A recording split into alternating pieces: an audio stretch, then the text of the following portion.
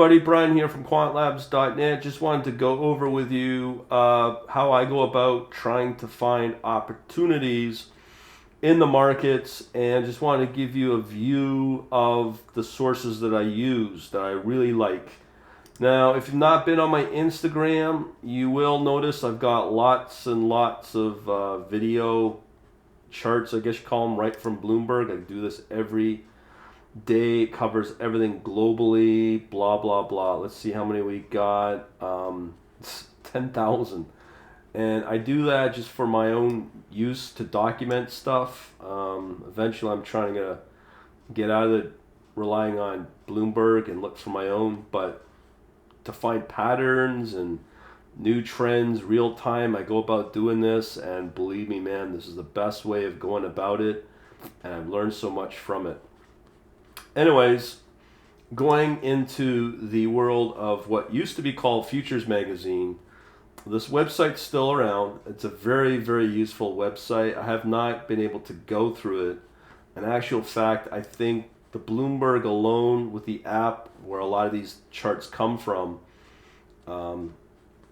they're basically every day and real, as I said, real-time analysis done by Bloomberg professionals, and it's a great way to learn about those opportunities as they come around. I've seen so many opportunities I missed out on with commodities and Forex and Bitcoin and blah, blah, blah. So coming back to this, if you don't have the time, you may want to look at this website as another option. It's not as noisy as Bloomberg, but the less you do it, the less profit you'll make overall, because you'll see less or fewer opportunities. Now, what happened to Futures Magazine because of the magazine being closed down, I guess, I don't know when, a few years ago, they went ahead and basically started up this new magazine, or renamed it, called Modern Trader. And the cool thing is, now, before people go bonkers, I have no affiliation with this. They didn't pay me to say this or anything. I just like what I like, and I like to share it. But this is a really good magazine. There's a lot of good magazines out there. This one's digital, and if you want that for this, I guess that will help. There's a sample magazine that you can go through here, so let's go through that. But here's the thing. I like my print magazines because I easily get overwhelmed with digital stuff, of blogs that I'm subscribed to and other services, and I'm now at a point where I'm so overwhelmed I really can't keep up. So my really only daily source is the Bloomberg, be it the TV app with the TV show, as well as the app itself, and of course Bloomberg Markets, the magazine. Now when it comes to print stuff, I have done a review on stocks and commodities, I believe it's called, which is really technical trading, and that's like, let's see what it's called, stocks and commodities. And a lot of these magazines are fallen by the wayside. So let's see. Yeah, it's called Trade Stocks and Commodities. So I've done a review on this. Now, it's like comparing Bloomberg versus CNBC.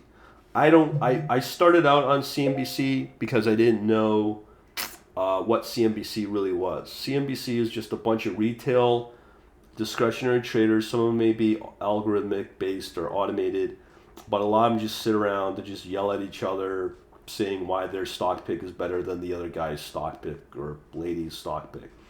Kind of useless information, but some people like to trade like that. That's fine. I'm not into it. I like the more professional way of Bloomberg and how they do analysis. So when it comes to the magazine world, it's the same thing by comparison here, stocks and commodities, where it says technical analysis.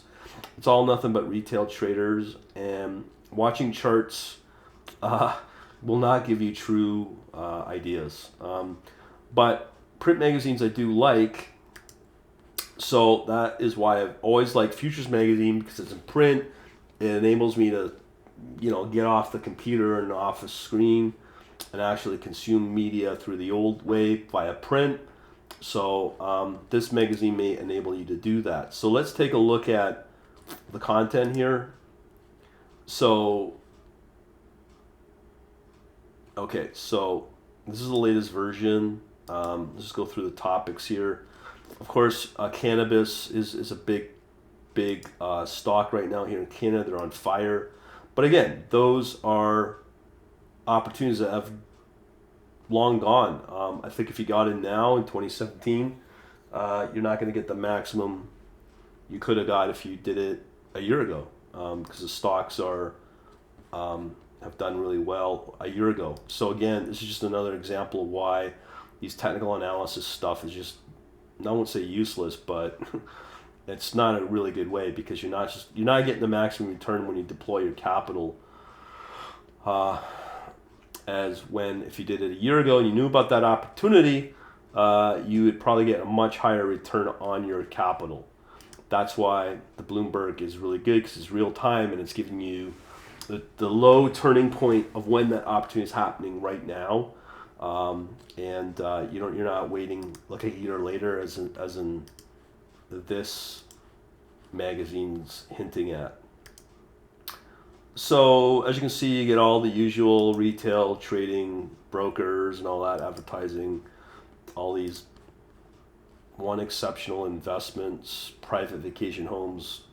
Red flag to me right there. I always find these usually a scam. They're just looking for dumb people trying to get in on those investment quote unquote opportunities. Some rants here, I guess. Election read. Things in the past don't really help me out. 2 takes on GWPH. What is this? A stock they're recommending? Let's just take a look at that.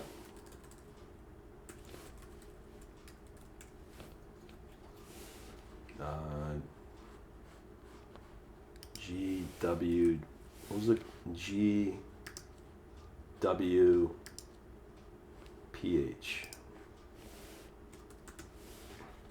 Yes, it's some pharmaceutical company. Wow.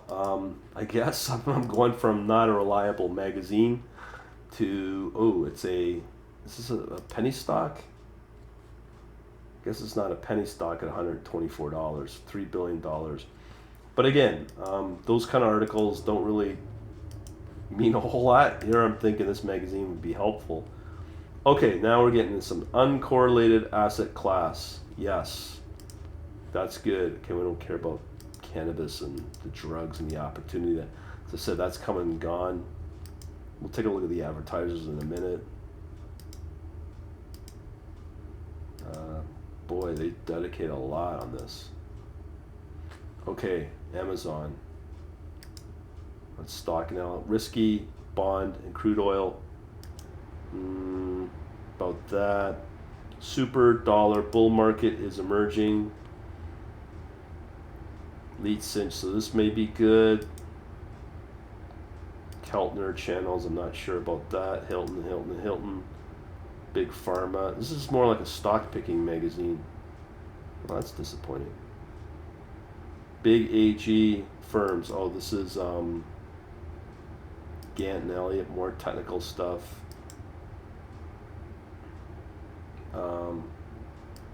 Gift to music, whatever that is. These are stock opportunities. World Series, what is this? More technical trading. I'm starting to probably feel different about this magazine. This isn't to me modern trader. Options House, well, we'll get into the advertisers in a minute. Larry Williams on the market. I'm not sure if I'd be interested in this. Dragon. 3 data storage names to buy. Yeah, these are stock picking. Clinton defeats. Okay. So let's talk about the advertisers. Looks like I thought I'd like this magazine, but I will still say that Futures, the website, I think is pretty good, but this is kind of disappointing actually. I guess that proves I'm not a shill for this company. Let's start shredding it. All right, let's start shredding all the advertisers. All right, you gotta love that. How do I get back to the beginning? Okay. Let's go. So we're going to go back to the beginning. Okay. All right. Fidelity. Mutual funds. Boo. No, not recommended. Plain. Crave that new and smalls. Okay, so incentive. You're important. Go on an executive jet. Direction. Biotech ETF. Possibly. Talked about this scam, the vacation property. What else we got here? Lots of house ads for the mag. TradeStation Runaway is a platform. I've known so many people that have dumped this platform and all the other retail trading platforms as well. Even though you want to algorithmic trade, but you're still tied in with a broker, coming back to the stop hunting and all that. Pot stock millions, more scammy stuff. I'm gonna assume. Want some weed? No, thank you. God, this is not good.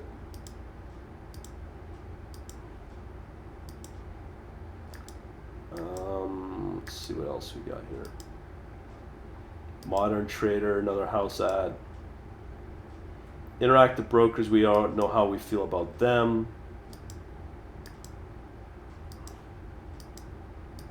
Not many ads. Mirror Trade, which is pretty well Thinkorswim, the platform for API, forget it. Very tied into their broker or into the software. It's really limiting. Enough said on that. This is Option House. Again, their API really sucks. And again, you're stuck with a really bad broker who will stop punch you.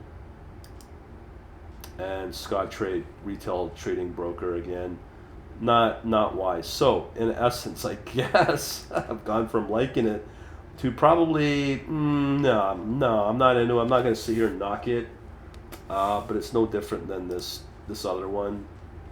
So yeah, I'd be probably hesitant to go with Modern Trader, but I don't know why. I still like futures markets, but the real place for me is Bloomberg and how I do it. All right, hopefully I'll help you out, somebody out there at least. Bye.